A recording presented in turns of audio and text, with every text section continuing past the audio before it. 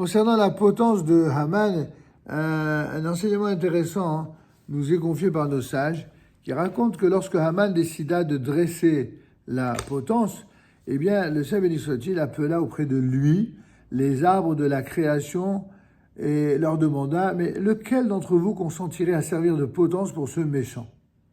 Alors le figuier dit « Mais comment pourrais-je, moi, y consentir alors qu'Israël vient offrir au temple les prémices de mes fruits ?» La vigne déclara « Je devrais, moi, servir de potence à ce maudit alors que le peuple d'Israël a été comparé à moi. »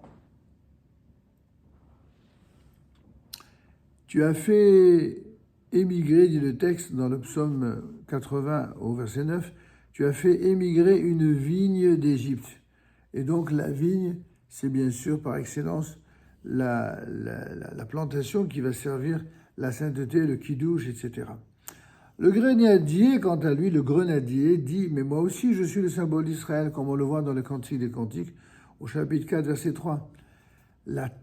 Ta tempe est comme une tranche de grenade. » Alors le noyer, celui qui produit des noix, à moi aussi, Israël est comparé dans le Cantique des Cantiques, au chapitre 6, verset 11.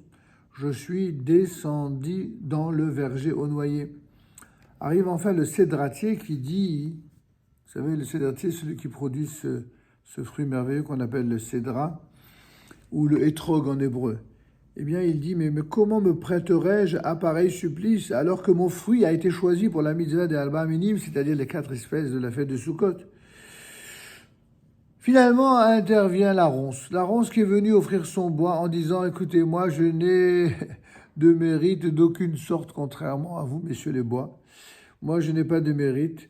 Je ne suis qu'une ronce qui est crainte et qui n'est pas appréciée. Et que j'ai au moins le mérite de servir à l'exécution de ce méchant qui lui-même n'est qu'une ronce, une épine malfaisante.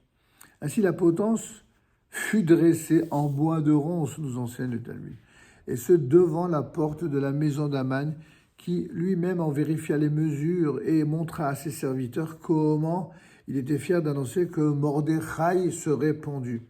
Alors une voix se fit entendre du ciel. Elle te plaît, cette potence magnifique, elle est prête pour toi, Haman, depuis les jours de la création. C'est assez caractéristique de la fête de Purim. Tout ce que les méchants ourdissent de faire ou de comploter contre le peuple d'Israël, ça se retourne toujours contre eux.